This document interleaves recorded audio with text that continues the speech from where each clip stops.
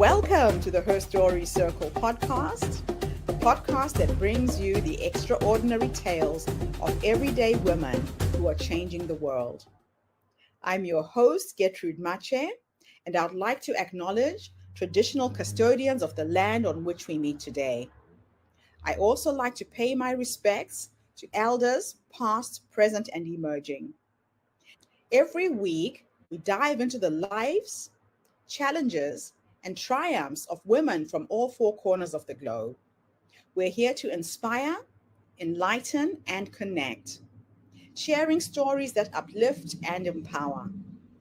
So grab a cup of coffee, settle in, and join us as we explore the incredible journeys of women shaping our future. This is HerStory, where every woman's voice matters. Hello, everybody, and welcome back to the HerStory Circle. This is Gertrude Mache here in beautiful Melbourne, Australia.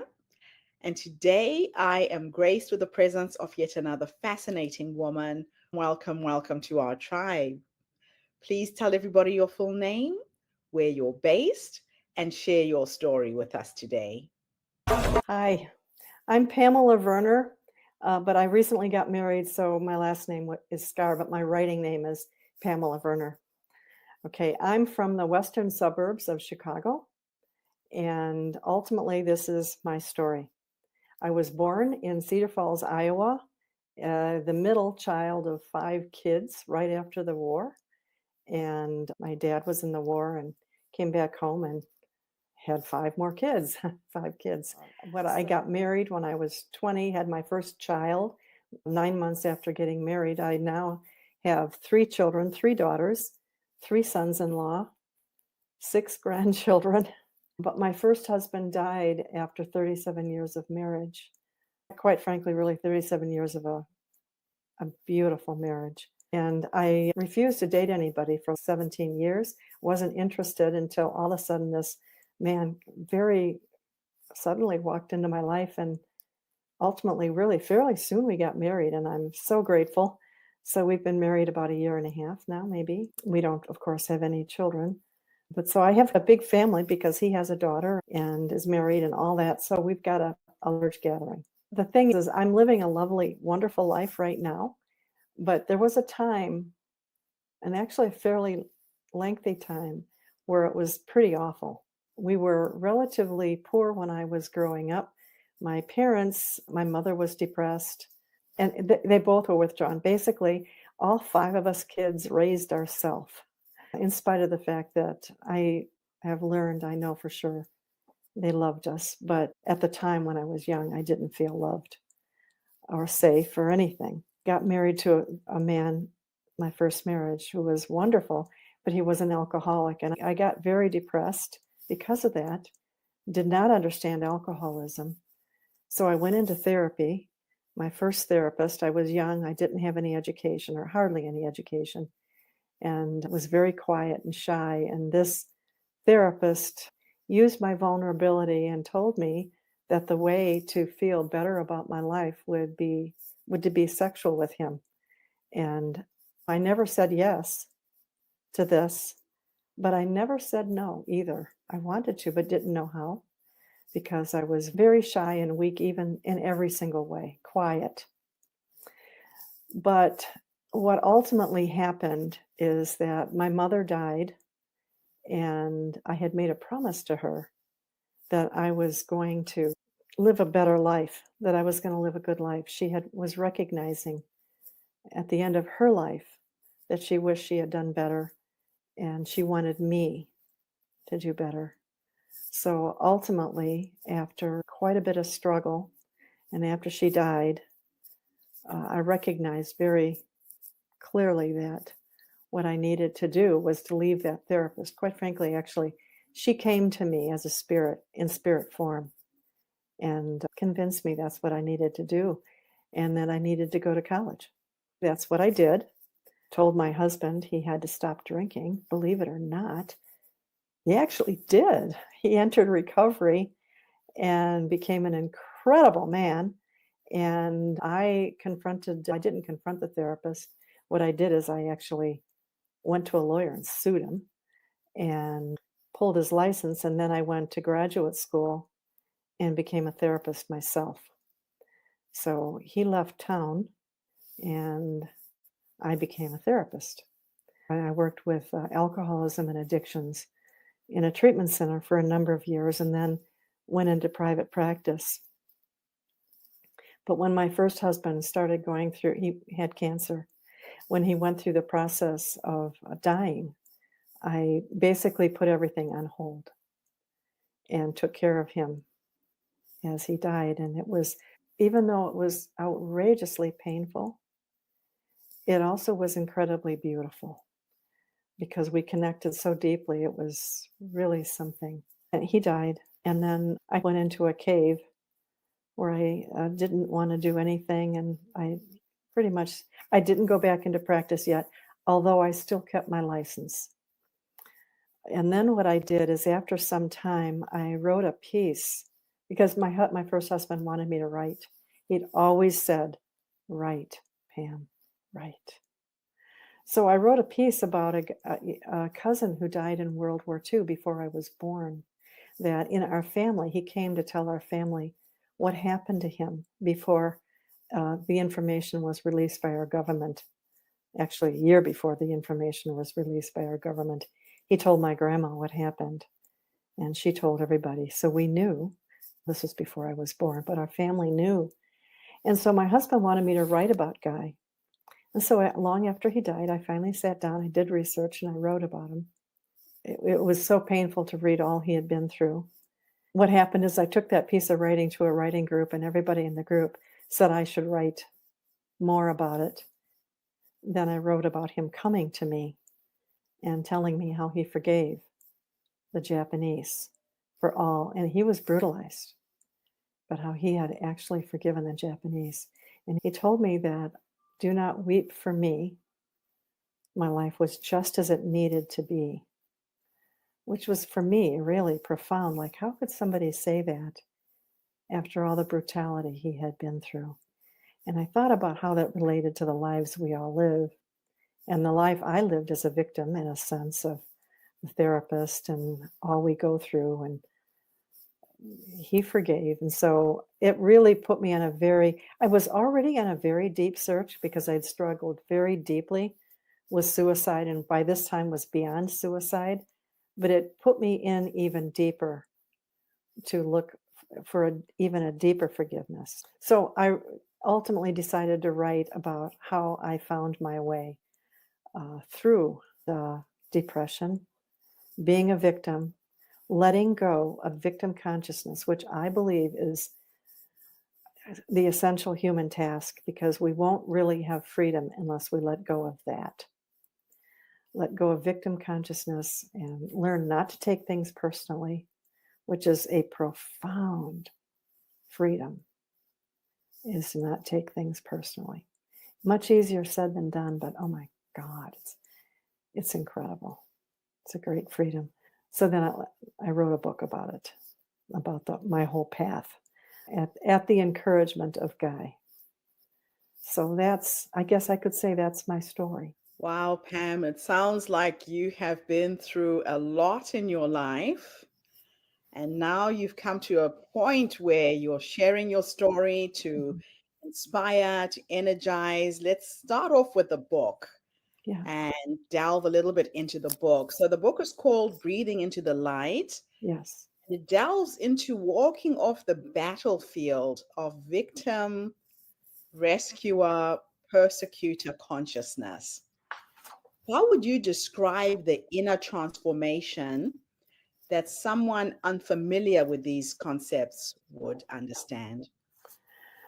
That's a big question. But the thing is, it took me a number of years to understand it. But victim consciousness, we are all hurt. There's no way we're going to avoid getting hurt in our life. But what we human beings do is we continue to re-hurt ourselves by telling ourselves it'll never change, and by how we respond, and by saying that we are helpless. I can say one thing that did help me was a serenity prayer. God grant me the wisdom and the courage and all that serenity prayer. I strongly encourage you. Yeah. That's part of the addiction recovery thing. It's like very important. So victim consciousness, it's a way that we don't hold ourselves a victim.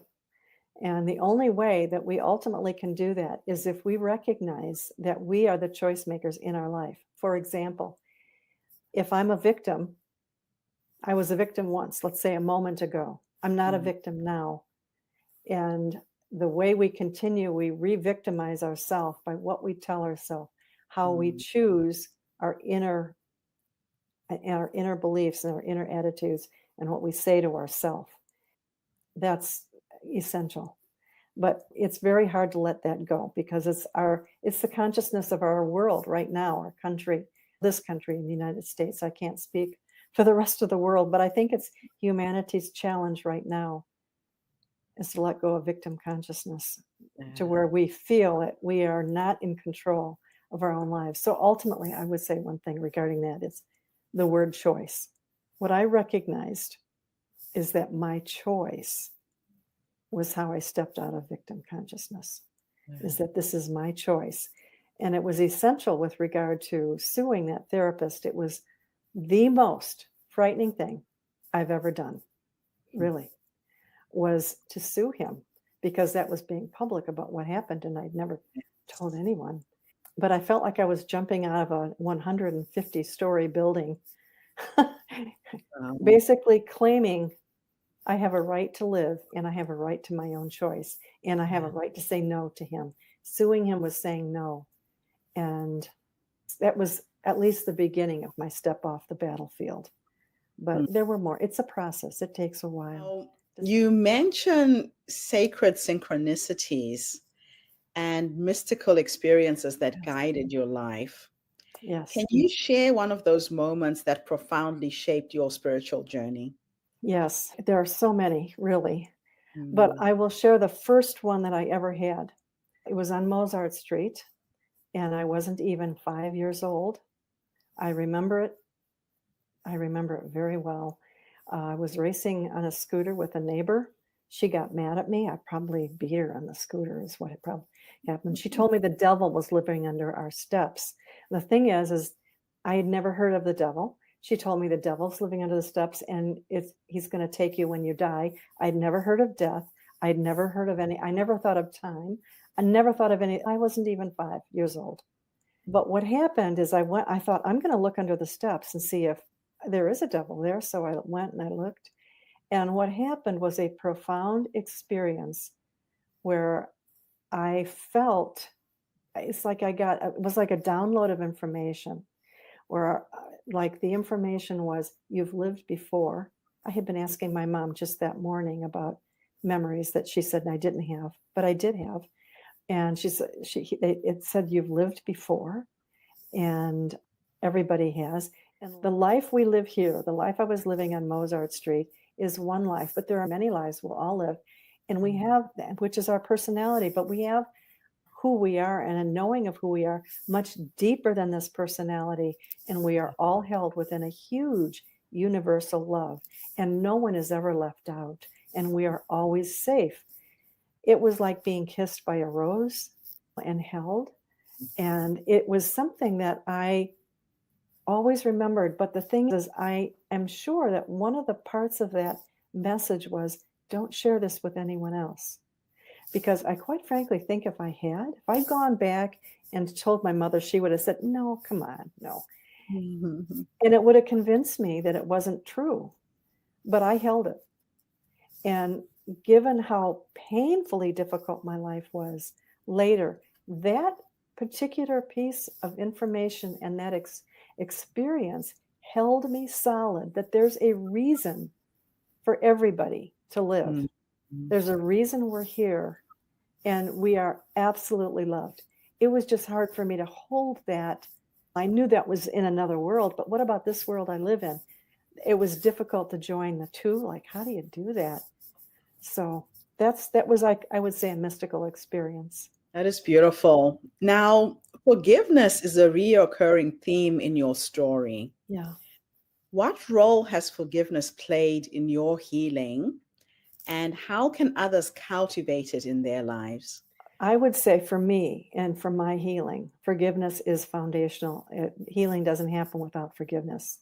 It just doesn't, because when you don't forgive somebody for something, let's say, for example, I'll just go right to the therapist that sexually abused me.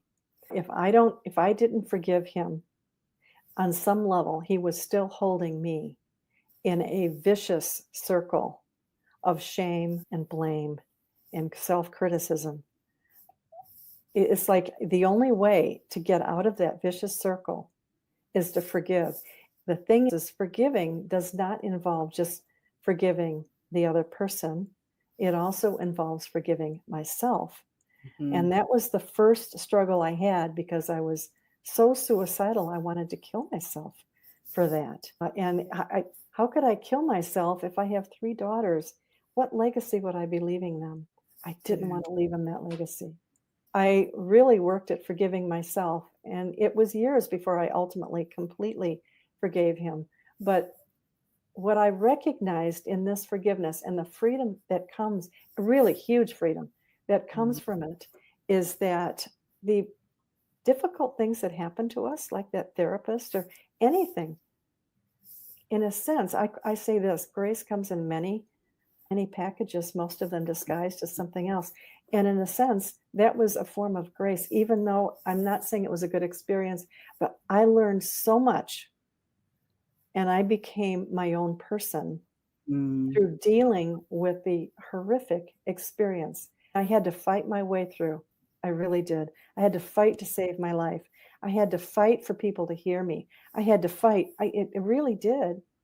But I found myself. And I did forgive him because I saw all the pain that he ultimately had. But it was years before I came to that point. Yeah, I remember reading a quote that said something like, the only way out of the labyrinth of suffering is forgiveness. You do it more for yourself than the other person. Absolutely. And it doesn't mean in any way that what happened was okay. Yeah. Because it's not. No. The abuse was not okay. It still isn't. It's not okay. But I want to be free. That person, he will deal with whatever his consequences are to him. And what I am very grateful for is I held him accountable. Yeah. To the best that I could. And I think that's part of what I needed to do to also forgive myself, is to hold him accountable. I needed to stand up for myself. And especially as a professional who knew you were vulnerable, took advantage of your vulnerability. Yeah. This could have happened to somebody else if you hadn't done anything. It did. We know that it did. Okay. They didn't want to come forward, but Wow. he's not around doing it anymore. So you've overcome significant struggles in your life, including suicide ideation. What spiritual insights helped you find meaning and peace during these darkest moments? The Mozart Street experience was profound, and I did keep that. I will say this, though. It started with human beings on the ground, regular human beings, not guides or spiritual experiences. It started with me noticing things, like people's smiles, like the therapist I finally found that was incredibly helpful, like the man my husband became. And there were like 6 men that actually came forward to help me, and 1 woman. In those days, men were the ones in power. So they were the ones that had the control of being able to do, and they did. They stepped up. So I would say first it was profound how the regular straight human beings, just a regular walking person in regular life, showed up to help in very unexpected ways. But here's the thing. I think it was sacred synchronicity in many ways, for example, that brought them to me. Yeah. And I regard that as a spiritual experience. And when I looked at it, for example, this is about the biggest sacred synchronicity that ever happened to me. It was a series of events that happened.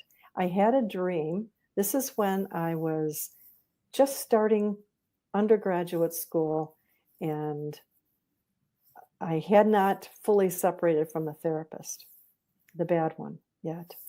What happened is I had a dream a horrible nightmare that he had put the little child and me, had locked her up in a house and wouldn't let her out, and said he was taking care of her. And it was horrible nightmare.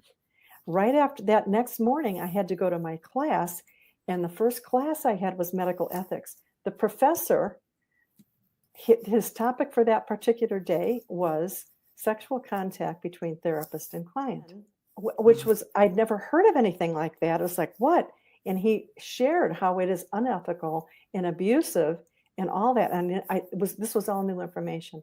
I walked out of that classroom. There was a woman behind me that said, "Hey, Pam, you want to go camping?" Ultimately, I did go camping with her a few days later. And because of that class, I mentioned there were 4 women, me and 3 others at this camping. And I mentioned what happened with this therapist. And this is what happened. I brought it up. Person next to me said, "Oh my God, me too." The one next to her said, "Oh my God, I was raped by 2 of my doctors."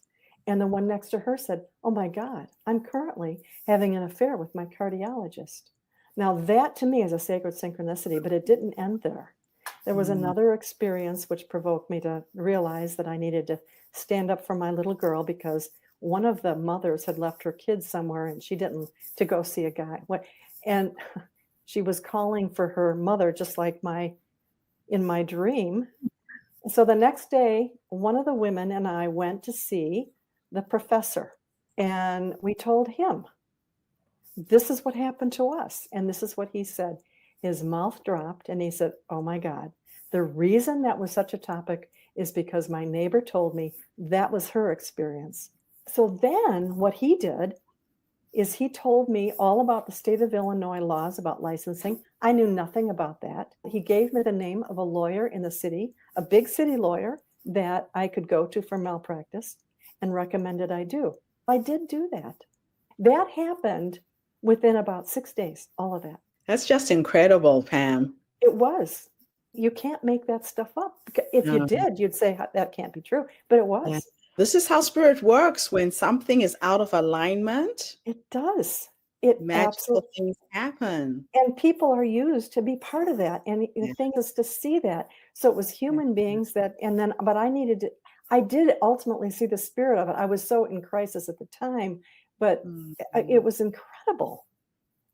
You also shared how a connection with your cousin, a World War II pilot, inspired you to write your book. Yes. How do these spiritual encounters challenge traditional ideas of life and death? I suppose we all think that when we die, we're gone. Yeah. Some people don't believe in that there's life after death. And some religions teach not one thing or another. I was raised with 0 religion. So I can't claim any religious knowledge about any of that, but I'm part of this culture, and we're taught that when people die, they're gone, but they're not. And for Guy, he came to my grandmother what happened is he was a prisoner of war, and he was being taken to Japan, and the Navy fired upon him, and he died in the ocean. What happened is my grandmother woke up when he died, because he was standing at the foot of her bed. And he told her what happened. And that was part of the one thing I was raised with, is knowing that Guy appeared. What was his name? Guy appeared to Grandma and told him. So we were raised automatically with a belief that there's life after this, and that we are held somehow. So that was something I did learn. I did not expect Guy to appear to me, however. Right. But after writing up the piece that I wrote about him, I wrote it up for my family so they would know. And what happened is, after writing it up, I went down into the basement to clean the litter box, and I was crying, sobbing about all he'd been through. I had a pinprick in my right eardrum, and I audibly heard a very tender male voice say, "Do not weep for me. My life was just as it needed to be." And with that, I just fell to the basement floor sobbing, and I had a big download of information of what he meant. He forgave, like I said, the Japanese. Yes. And it's what brought me on forward on a further walk deeper into forgiveness. I had already known that it was important, but Yeah. this was even deeper. Forgive somebody for all that he had been through. Yes, that's the way to heal. So, Pam, what does spirituality mean to you? And how can people move beyond the limited personality identities to discover their sacred soul? Spirituality is one's experience of God and Mhm. universal love. For me, universal love is the same as God. I do not see God. I'm sorry, anybody that does, but I don't see God as, let's say, a personality up in the sky telling me what to do. I just don't. There's a story about, blind men trying to describe what an elephant is. Some say it's a tail, it's a big foot, what it is. That's religion trying to describe spirituality. Spirituality is the elephant. It's all of it. And all of it, all the religions relate to it. But spirituality is the feeling experience an individual has of a universal love, whatever that is. And words can't always describe it. But I think it's very Now, important. you emphasize the importance of choice in shaping one's life. Oh, yeah. How does conscious choice connect with spirituality, and why is it so transformative? It's essential.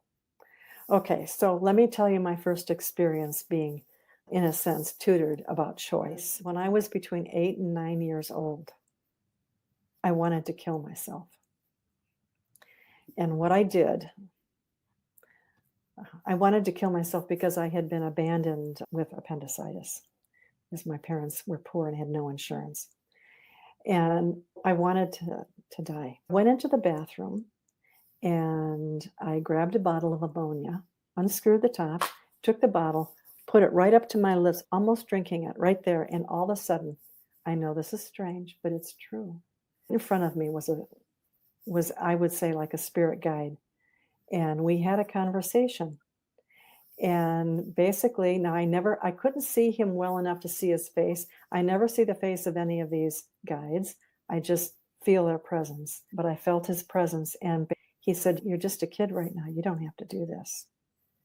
And we had this conversation, but it was as if we stepped into another realm and talked. And he and I said, "Yes, I do," because he says, "It's up to you. It's your choice. You could wait and see and find love when you're older, when you can drive a car and stuff like that." That's the first time the issue of choice truly came up. And I realized then it was my choice. And that was essential. And so that was another thing that also held me and helped me go ahead and sue the therapist, because ultimately I thought back to that. These experiences were very profound for me. Now, in today's world, many struggle with finding meaning, amidst the chaos. What practical steps or reflections can you suggest to help people reconnect with their spiritual self? You know what I would first suggest? To primarily meditate. Take time to meditate. I think that's essential. Focus on present here and now awareness. Right now. Be aware right now. Now, I had to do that because if I wasn't aware like that, I almost walked into a moving train one time. And when I realized, oh my God, I'm also, another thing I do, and I think this is important, is I notice when people smile. I notice good experiences. I notice when people are kind. I let myself feel gratitude for them. I'll take time out during the day and let myself have that experience all over again. Because of neuroplasticity in the brain, we can change our brains to be more aware of these things if we spend just 20 seconds going over something that was good, like particularly something we're grateful for. Oftentimes at night when I go to bed, I go over things I'm grateful for and thank them. And I also to practice forgiveness. That's essential. Now, your journey has involved standing up to deep personal and systematic challenges. Yeah. How did your spiritual belief empower you to reclaim your voice and sense of self-worth? It was essential. It was like I had to do it or I was not being fully alive. It was almost like there was a part of me long ago that had said, you have to be truthful and stand in your authenticity and say what's true. It's about me being me. And that's also what gives meaning to life. I think we each come in with something to give and to share. And it Yes. starts with our authenticity and our truthfulness. For me, it was gratifying to start sharing and being authentic. And I will say this, my kids and my husband, you can't believe how wonderful my life is now, really. Finally, you talk about grace arriving in disguised forms. Mhm. Can you share a moment when what seemed like a failure or pain revealed itself as a blessing? The one that comes up the most is how that awful experience with the therapist ultimately became a blessing. And I know a lot of people would say, how could something like that? But I'll tell you what I learned from all of that is I learned to stand my ground. I learned I had to use my voice. I learned that I have value and I have worth. And I learned this is a big part of the victim dynamic. I learned never to worship another and to look to another to be my savior. See, that's part of the victim consciousness. We look to Yeah. someone else to be a savior. No, we save ourselves. We do access people like those 6 men that helped me, but they couldn't do anything unless I had first said yes and reached out. There's blessings in absolutely everything. My last two questions are going to be a bit of a time experiment. In the first, I'm going to teleport you into the past. Ah, And we're going to go and have a conversation with the younger you. okay. A young woman who had been abused, was confused, was suicidal, didn't know what to do. Just in case there's a young woman listening to us right now, Mhm. if you could go back and give her 3 nuggets of wisdom based on what life has taught you up until this point, what would those 3 nuggets of wisdom be? 1, you are never alone. Reach out to others. Look to see who is there to help you. Listen to your intuition and go with those that you know love. Trust your deeper process. Trust your soul. Let yourself feel your soul. Pay attention to your dreams and know you are worthy, always worthy. The last question, I'm going to teleport you into the future, Pam. And we are going to go and have a conversation with the older you. She's 90 years old. She's sitting on her porch, surrounded by her children, her grandchildren, her great grandchildren, her husband, whoever's with you at the end. If I could take you into the future to have a conversation with this wise woman who's led you up until that point, what will you say to her when you finally meet her? And the reason why I love asking women this question is a lot of women don't realize that the wise woman is already in them. We look Well, outside of ourselves for answers, for solutions, but she's that quiet voice that says, go left, go right, say yes, say no, do it. okay. So when you meet the older you, what will you say to that wise woman when you finally meet her? Thank you for your patience and your guidance and for holding me and for loving me the way you did. I don't think I could have done this without you. I see you like as an ancient grandmother who's been here all along, knowing the truth of who I am, but who we all are. So I'm thanking you. Thank you for being so wise. I absolutely love it. Pam, it has been so inspirational meeting you today. Thank you for spreading your story, for sharing this message, because a lot of people struggle to find that spiritual center that we all have, but have Yeah. forgotten to tap into. Can I say one thing? One time when I was struggling with trying to understand all of this, I walked out into the field that was in my yard in the middle of the night and I said, help, what is real? What is true? How will I know? And the guide that came when I was in the bathroom at 8.5 appeared, and I hadn't had an experience with him in decades. He appeared, and this is what he said: your heart, trust your heart. Your heart will know. Thank you, Pam, and thank you to everybody who's tuned in today. The Her Story Circle is not just a podcast. We are a social impact movement with a vision and a passion to bring you the stories and voices of women from all over the world. We share our stories to uplift you, to inspire you, to energize you, but most importantly, to take you from where you are now to where you're trying to go. Yeah. So tune in again tomorrow when I interview yet another amazing guest. In the meantime, have a fantastic day, morning, or evening, wherever you are in the world. And Pam, thanks again for the interview. Thank you very much. Bye for now, everybody. Thank you for tuning into the Her Story Circle podcast. I hope today's story has inspired you to believe in the power of our stories and the difference you can make in the world when you use your voice. I'm Gertrude Mache, and it's been an honor to share this space with you, where voices from all walks of life come together to weave a rich tapestry of diverse perspectives. Don't forget to subscribe, rate, and review our podcast to help us share these stories with more listeners. Follow us on social media by looking for the Her Story Circle podcast for more updates, and join us tomorrow for another episode filled with courage, resilience, and empowerment. Remember, your story matters, and together we're building a stronger, more inclusive world. Until next time, keep making her story.